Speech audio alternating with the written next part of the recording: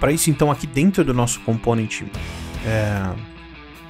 quotation list, quando a gente clicar dentro do nosso botão, a gente vai precisar chamar, né, alterar o nosso state do componente Py, que é o nosso app.js, a partir de um clique de um componente filho do nosso app.js, né? Hoje a gente está trazendo esse data valor porque a gente importou ele aqui no nosso app.js para a gente conseguir ver. Mas repare, se a gente tirar ele aqui, que nós não vamos chamar ele aqui, nada vai aparecer lá, certo? Ele está dando um erro aqui ainda de nossa busca ali. Vamos só dar uma repassada aqui, vamos ver o que está acontecendo.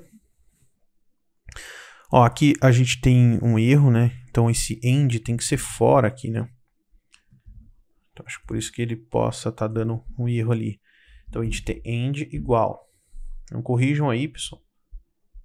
Pode ser que por isso aí que estava dando um erro pra gente. Então aqui a gente tira aqui.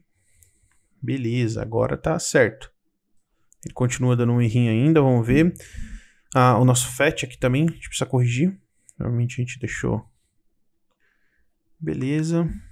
Eu acho que agora tá tranquilo, né? A gente tem aqui o return. Aqui a gente passa, né, para retornar um JSON, porque a gente tem o nosso map, tá certo. E aqui a gente precisa ter o return. A gente não passa nada porque ele vai retornar só uma lista única pra gente, tá? Aí, aqui beleza. Vamos pedir para ele trazer os 30 dias pra gente aqui, como padrão, né? E a gente pode dar um console log aqui para a gente poder testar. Vamos fazer isso aqui. A gente pode vir aqui, ó, de vez a gente passar para a gente ver se está funcionando, né?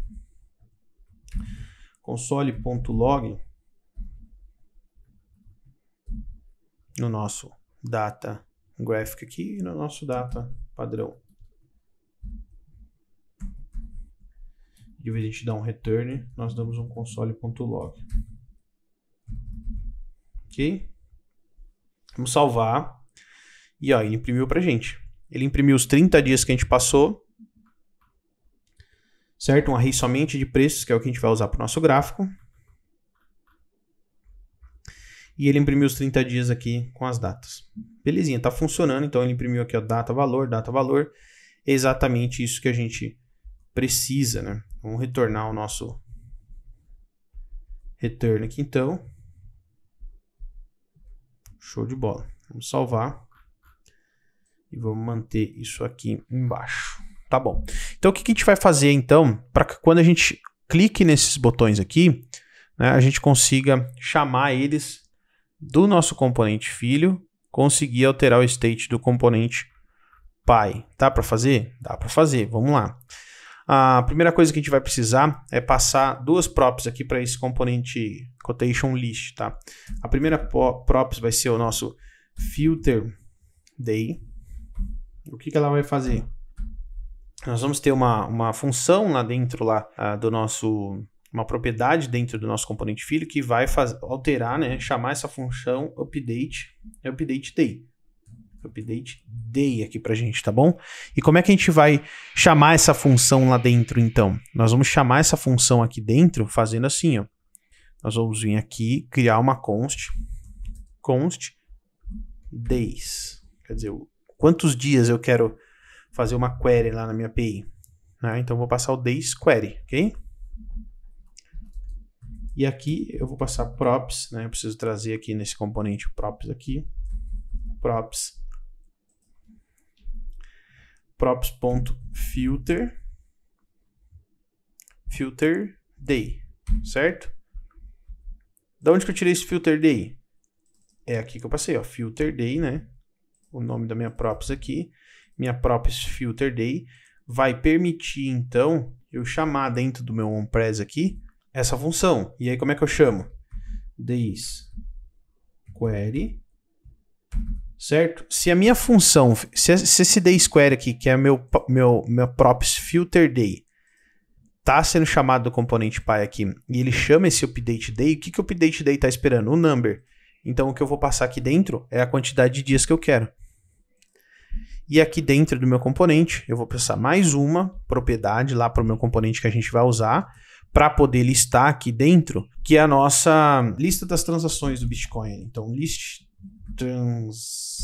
list transactions é igual, qual que vai ser a nossa lista de transações do Bitcoin aqui, né? Nosso coin list. Ok? Nós vamos passar como props, né? O nosso coin list aqui, certo? Ele está falando que update day não existe. Que provavelmente deve estar... Tem alguma coisa aqui que tá errado. Ok, estava minúsculo, D tá maiúsculo. Agora sim. Então, beleza. Com essas duas props, então essa daqui a gente consegue... É assim que a gente chama, então, altera o state de um componente filho para o componente pai.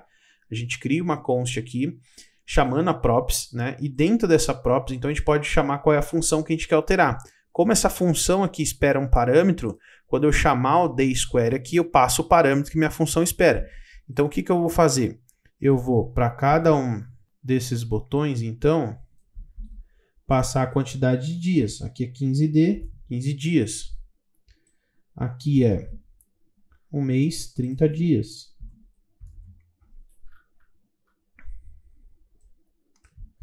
Aqui são 3 meses, 90 dias. E aqui são 6 meses, 180 dias. 180 dias. Então, o que está acontecendo, pessoal? Quando eu estou clicando aqui agora, eu clico aqui, 180 dias, 6 meses, ele está alterando o meu state através dessa props aqui, ó. Como o meu filter day lá, né, ele está passando um parâmetro, ele está alterando aqui então, certo?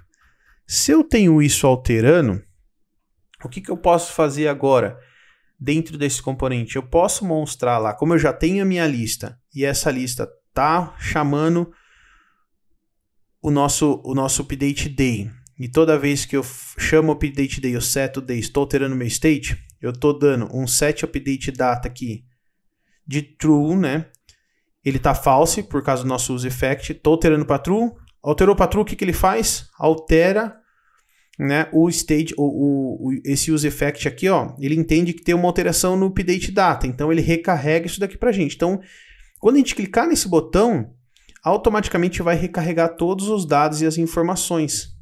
Então, o que a gente pode fazer agora? A gente pode montar aqui dentro desse componente aqui embaixo, um flat list aqui para imprimir para a gente toda vez que isso atualizar essa lista. Como é que a gente vai montar isso? A gente vai passar aqui. Vamos precisar de dois componentes do React Native aqui. Vamos chamar um scroll view aqui. Caso a gente tenha uma tela muito pequena, isso vai ajudar a gente a não ter nenhum problema de layout ali. E vamos implementar também um flat list, tá bom?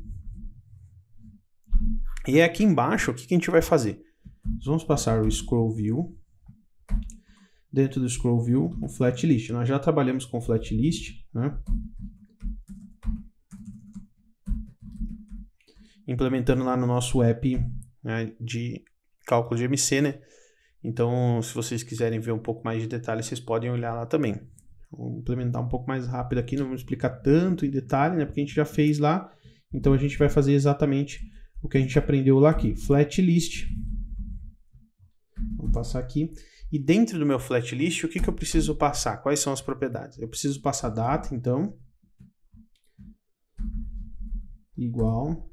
Qual que vai ser a nossa data?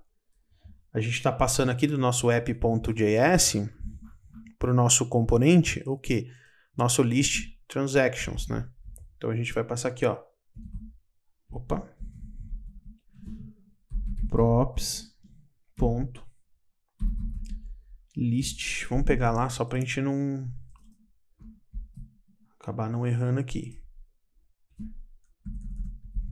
Beleza, esse vai ser o data do nosso flat list, certo? Que já está preparado para imprimir para a gente lá, aqui, ó, nosso get list coins, né? Que é o nosso coin list. Tá vendo que ele está fazendo aqui o set coin list. Já está preparado dentro da função aqui para imprimir data e valor para a gente, que é justamente o valor que a gente precisa aqui. Outro parâmetro que a gente precisa passar aqui é o render item, né? Render item. Então ele vai devolver para a gente um item aqui. Como é que a gente faz aqui? A gente passa aqui dentro, a gente passa aqui item, e aqui fora a gente pode então falar que a gente quer que o return do nosso render item return. Deixa eu ver que ele Ele não entendeu aqui que a gente abriu, porque a gente faltou, ele é uma function aqui, né? Então a gente vai dar o return aqui agora, e a gente vai retornar o quê? O nosso quotation items. E o que a gente vai passar para o nosso quotation items? O nosso quotation items, lembra que quando ele estava sendo importado aqui dentro do nosso return do nosso app.js, ele estava exibindo para a gente. Só que dentro dele, quais são os valores que está sendo passado aqui? A gente passou manualmente, veja. A gente tem a data sendo posta manualmente e o valor. Então o que a gente vai passar? Nós vamos passar uma props para esse aqui dentro do nosso quotation list, onde a gente está montando o nosso flat list. Nós vamos passar duas props então. Valor, e eu quero que esse valor seja igual. Como eu estou fazendo um flat list da minha lista lá, que eu estou pegando de props que eu passei de dentro de app, ó. Aqui, certo? Então eu quero pegar o quê? Item.valor. Por que item.valor? Porque aqui dentro de app.js, ó, na nossa função getListCoins, lembra que eu passei data-valor? Então eu vou passar data-valor também. Aqui no nosso flat list, o que ele está fazendo? O que ele está fazendo? Para cada um desses dados do objeto, eu estou passando para cada data e valor, imprima para mim um quotation list passando item.valor, e eu quero também outro que é o data igual item.data. Beleza? Se eu tenho dentro do meu quotation list tanto valor quanto data, aquele valor que era que estava manualmente aqui, basta eu adicionar props aqui no meu componente e eu posso então agora aqui dentro falar para ele, olha, eu quero aqui props.data, ok? Eu preciso passar entre chaves aqui para ele, o React entender que isso é uma props, e aqui de vez eu tenho um valor manual, eu quero passar props.valor, ok? E aí vejam que aqui agora a gente tem os valores sendo alterados aqui. Por que ele importou todos esses valores aqui? Porque por padrão, aqui no nosso state, a gente definiu que a quantidade de dias seria 30, certo? Se a gente colocar 2 aqui, ele vai trazer somente 2 itens para a gente aqui. Vamos deixar por padrão 30, né? Como a gente tinha colocado mesmo. Certo? Vamos deixar por padrão 30, como a gente tinha colocado. E agora, a gente precisa fazer o quê? Para cada vez que a gente clicar aqui, ele tem que atualizar os dados para a gente. Então, veja, aqui agora ele atualizou do dia 8, dia 7, dia 6, dia 5, 4, 3 e 2, né? Que são 7 dias para trás, né? E a gente pode agora fazer outros tipos de cálculo. Veja, aqui 15 dias pegou 15 dias, ó. Vamos pegar, então, um mês para trás, né? Nós somos dia 9 de maio, então a gente pode pegar um mês para trás, voltar até o dia 9 do mês 4, ok? Então a gente tem já a nossa lista funcionando e implementada aqui, né? Tudo do jeito que a gente queria. O que vai faltar agora para a gente poder deixar isso daqui redondinho, 100% funcionando do jeito que a gente precisa? Nós vamos ter que parar agora a nossa aplicação para a gente poder fazer a instalação da biblioteca que vai permitir que a gente use o gráfico no nosso aplicativo React Native, né? E a gente vai fazer a instalação agora com o nosso app parado, fazer a instalação do gráfico então.